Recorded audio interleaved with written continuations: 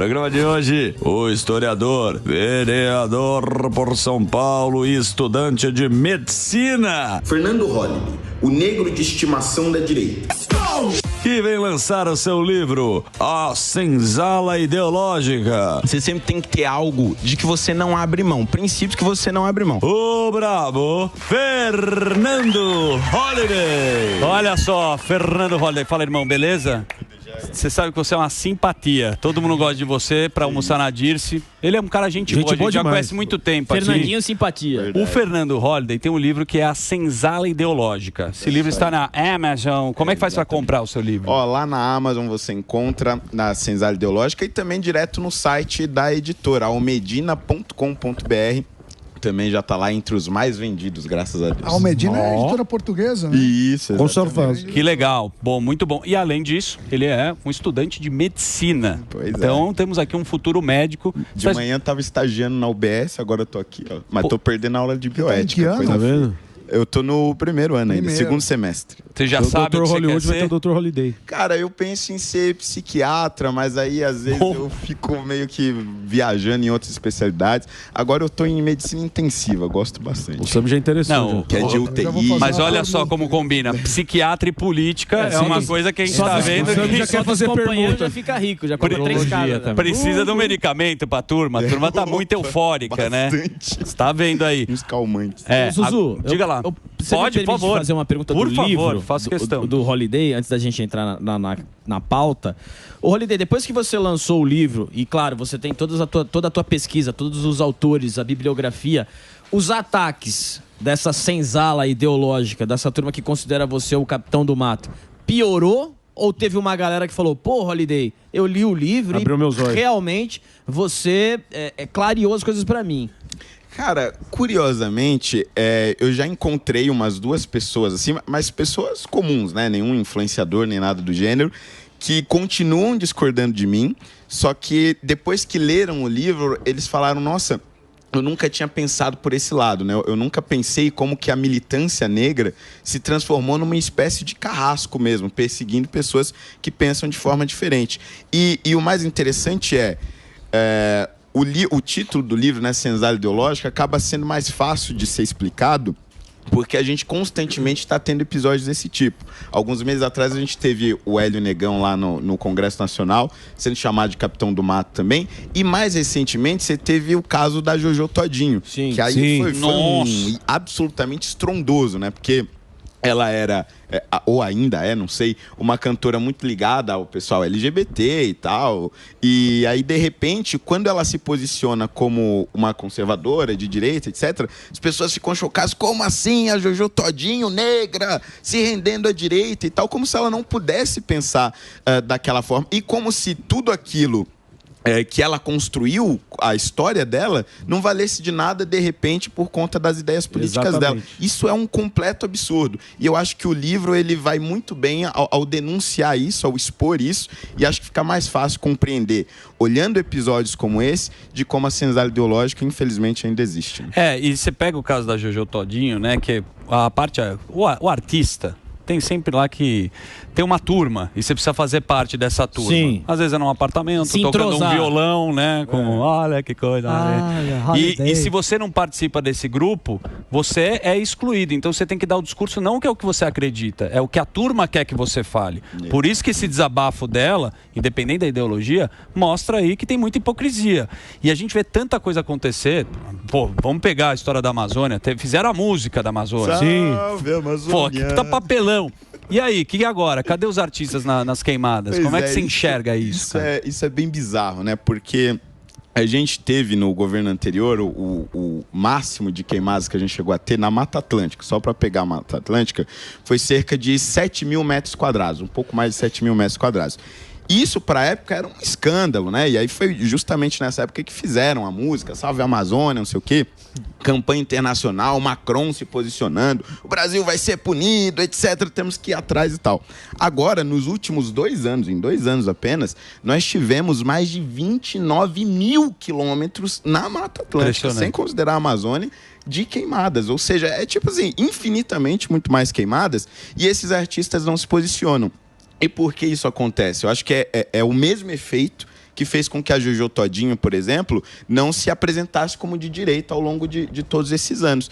Que é o seguinte, você cria toda uma atmosfera, todo um ambiente, uma cultura, onde aqueles artistas que não se identificam com a ideologia de esquerda, não têm aqueles mesmos posicionamentos, vão acabar sendo punidos. Perfeito. Então você corta ele do programa, você tira ele do show, etc. e tal. E aí, com medo dessa retaliação, você acaba não se posicionando. Por isso que agora, por exemplo, tá todo mundo quieto. A turma do Salve Amazônia não fez um novo coral, né? Exato. E o dinheiro não tem ideologia. O dinheiro, ele não tem... Opa, com certeza. Não, o dinheiro, quando você recebe o dinheiro, você pode dizer... A única coisa verde que tem na Amazônia hoje é dinheiro. É o dinheiro. Amigão. O resto já Então, o artista, ele quer, Mas eu tô obviamente... defendendo os artistas, porque é difícil cantar com esse tanto de fumaça. Ah, sem dúvida. Mas você pega, Samidana, e a gente coloca aqui no programa, que a gente tem a linhagem geek do Alba, e ele fala muito da cultura woke. Certo. E, resumidamente, as empresas agora que estavam com esse discurso estão caindo. Harley Davidson, a gente já citou aqui, lá no passado a Target, a Bud Light. Caterpillar. A própria Disney Agora, tá mudando. A própria Disney.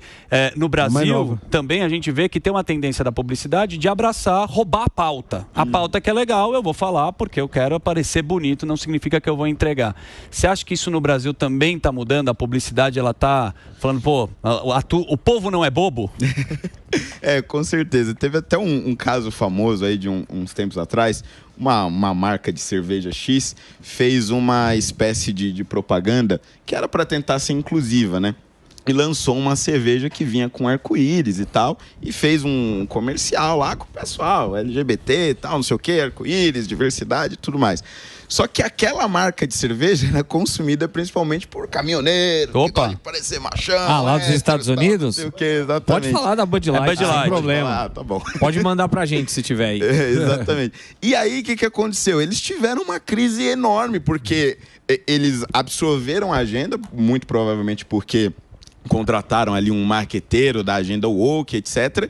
E aí ele falou, não, precisamos fazer uma campanha inclusiva e tudo mais. Só que aquilo não dialogava com o público, né? E eu acho que a gente está vendo isso agora no Brasil também. As pessoas estão cansadas, né, dessa agenda woke, estão cansadas dessa história de ideologia de gênero, etc. e tal. E as marcas estão percebendo isso. Elas estão começando a atingir o bolso. E isso vai fazer com que a gente veja, nos próximos anos, uma mudança de tendência. E aí, pode ser muitas vezes até que a direita pense, nós estamos conseguindo mudar a realidade, mas talvez não seja bem isso, é mais uma questão econômica mesmo que está batendo a porta dessas empresas. Holiday, que nem essa questão que a gente está falando da Bud Light e tal e tudo mais, era uma cerveja que assim... de certa forma, eles colocavam dessa maneira. Pô, é uma cerveja que é consumida por caminhoneiros, a galera da estrada, tal. Enfim, e aí eles tentaram embalar de uma outra forma e aí não foi aceito. Não pegou. Não colou. Só que, o que acontece? O caso da Johnny Walker. Cara, é uma bebida que, assim, quem gosta consome. Independente de ser homem, mulher, trans ou qualquer outra coisa. Você acha que o que atrapalha de verdade é tentar fazer isso? Vamos colocar um rótulo diferenciado pra gente tentar vender, pra gente tentar nichar a bebida? Forçar a barra. Porque assim, você não precisa, você vende pra todo mundo aquilo. Quem quiser tomar, toma, independente da orientação. Sim. Você acha que isso pega muito? Eu acho que o negócio é essa mentalidade de cotas. A ideia de cota. Se eu não tiver um produto que seja voltado para a comunidade LGBT, eu não vou atingir esse público. Se eu não tiver um produto voltado para os negros, eu não vou atingir esse público. Não é assim. Ou o seu produto é bom ou ele não é. Simples assim. E a pessoa vai consumir ele independentemente da orientação sexual, da cor da pele, da etnia, da religião, etc. Então, acho que essa tentativa de você criar cotas também no meio publicitário, isso acaba prejudicando e acaba contaminando as pessoas, né, e o meio publicitário, e isso vai incomodando o consumidor, porque, ele só quer consumir aquele produto sem militar por qualquer causa, independentemente do que ele seja. Né? Boa, vou fazer um break aqui, estamos aqui com o Fernando Holliday, ele tem o livro Senzala Ideológica, pode comprar na Amazon, que é muito chique, pode entrar na rede social dele também, que é @FernandoHolliday, e é o seguinte, daqui a pouco a gente está de volta aqui na programação da Jovem Pan. Ô Holliday, a gente está falando dessa cultura woke aqui no Brasil, da hipocrisia dos artistas. Você acha que a gente importa isso dos Estados Unidos, que isso daí começa lá, principalmente o woke, porque a gente vai ter eleições americanas e é o mesmo discurso. Se você for ver a mesma polarização, são dois candidatos, é o republicano, democratas, eles estão nessa pauta também. A gente meio que chupinha essas coisas também. Você acha que a política está nessa? Eu acredito que sim, até porque a polarização que você tem nos Estados Unidos, você teve uma reprodução aqui no Brasil também. Só que eu tenho a impressão de que nos Estados Unidos você tem, ultimamente, artistas se posicionando um pouco mais à direita sem medo dessa retaliação.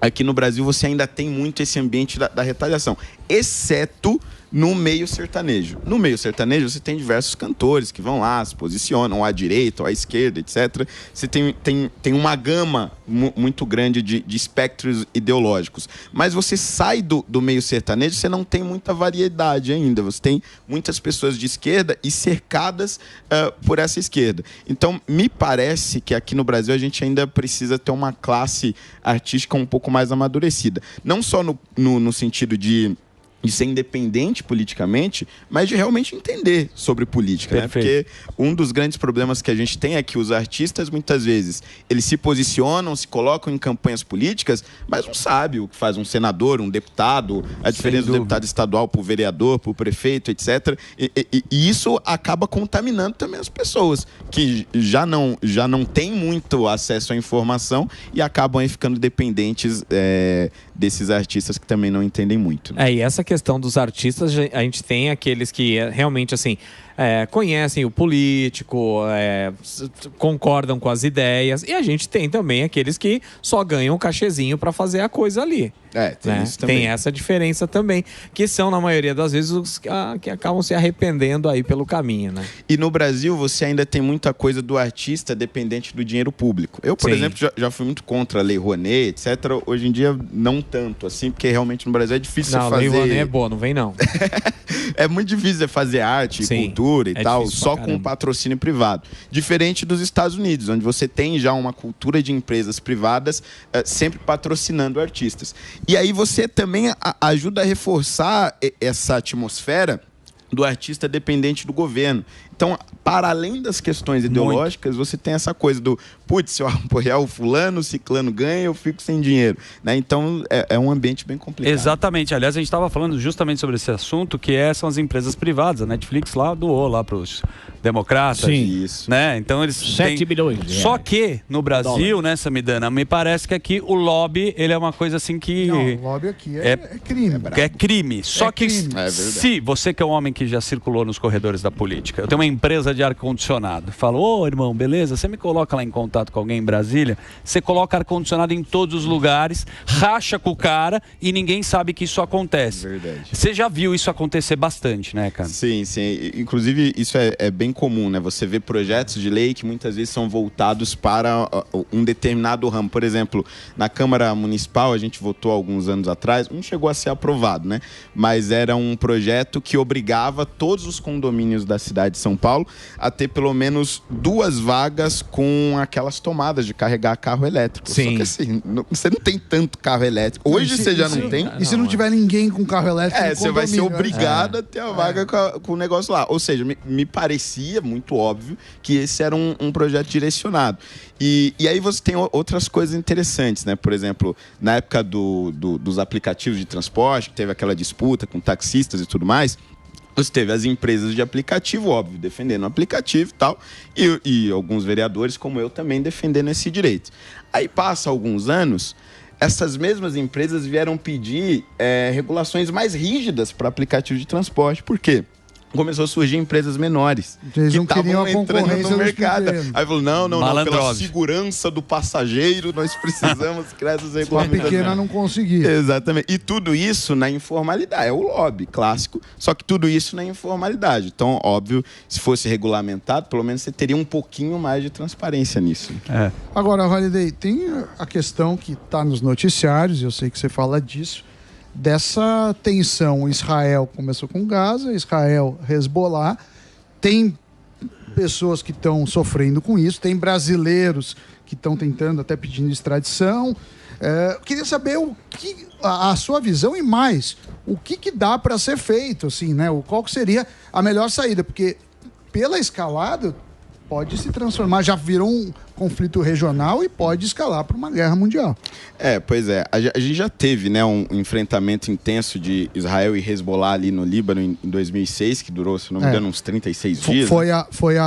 Desde 2006 não tinha uma invasão não tinha, por terra. Exatamente. Que foi ontem ou hoje. Ontem, exatamente. Ontem e se transformou realmente num conflito muito intenso. Só que a grande questão aqui e ultimamente tem se intensificado as críticas a Israel, e principalmente ao governo do Netanyahu, Estamos de volta na programação. Desculpa aqui, Holiday, ele está falando sobre o conflito Israel, né? Agora o Líbano e Hezbollah. Exatamente. Se intensificou as críticas ao Netanyahu justamente por essa intensidade dos ataques. Só que aí é importante a gente relembrar essa linha do tempo um pouco mais curta, né? Desde o ataque do Hamas lá em outubro do ano passado. Eles invadiram Israel, mataram 1.200 pessoas, fizeram outras centenas de reféns, um terror e tudo mais. Barbaridade. E aí Israel vai e revida no Hamas, e tem toda aquela confusão na faixa de Gaza e tudo mais, para tentar conter o Hamas, que vai utilizando civis como um escudo. Escudo humano, aí, né? Óbvio,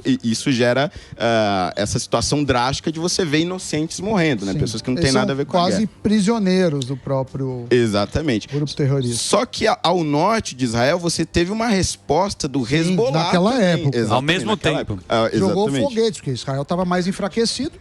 Só para entender um pouco, uma coisa é o Hezbollah no norte e sul fica lá Gaza, lá que na tem faixa de Gaza tem o com Hamas. Exatamente. E aí o Hezbollah ataca pelo norte, que é uma fronteira já muito frágil de Israel. Então, veja, o que você tem efetivamente é Israel absolutamente cercado. E aí, quando você revida considerando esses grupos aí, Hezbollah e Hamas, que não tem nenhum apreço pela vida dos civis, é óbvio que você vai acabar atingindo pessoas inocentes. Mas nós estamos falando ainda do direito de Israel se defender, que é a única democracia naquela região. A única democracia que, inclusive, é justamente o local onde os jornalistas conseguem, com segurança, cobrir a guerra, com alguma segurança ainda por cima.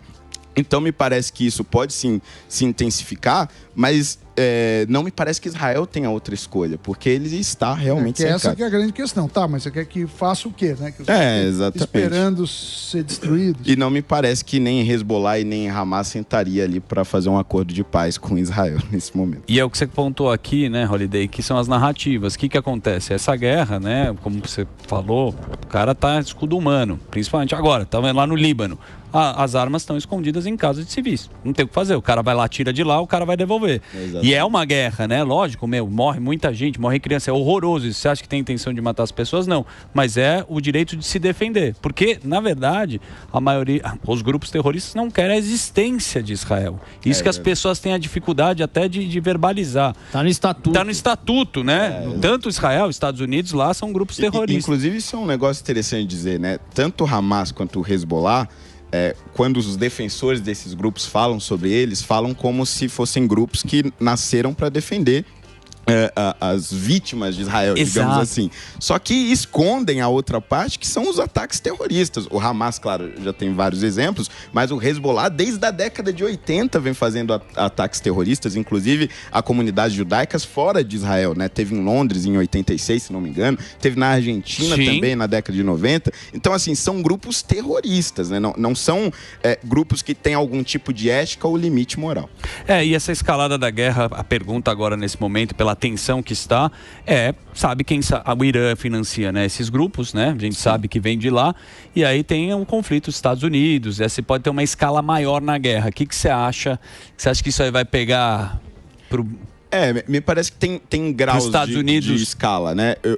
Atualmente a gente ainda está vendo essa disputa com o Hezbollah, mas o risco agora é que o Irã e o Iraque também se utilizem de milícias menores para tentar atingir Israel, já que o Hezbollah foi drasticamente enfraquecido e o Hamas está cercado. Só que se isso não for suficiente, aí você tem uma disputa infinitamente maior, que é o fato de que os Estados Unidos está por trás de Israel, né, apoiando já há muito tempo. Inclusive, desde 1967, os Estados Unidos não têm um presidente que não tenha apoiado Israel. Perfeito. E não me parece que vai ser diferente, independente de quem vença as eleições lá agora. E, do outro lado, você tem apoiando fortemente o Irã, a Rússia, ou seja, duas potências gigantescas que já estão, digamos, de coadjuvante em um outro conflito que é a Ucrânia. Então, parece que a tensão vai crescer cada vez mais. Agora, se vai virar uma guerra mundial, eu não sei, espero que não, né? Tomara que não. Você vê que ele tem propriedade de falar de geopolítica. O que você perguntar para este homem, ele fala tudo. @Fernando Holliday, o livro dele Senzala Ideológica. Cara, obrigado por participar sempre Foi com a uma gente. honra. Você dá show Valeu, aqui. obrigado. Valeu, Holliday.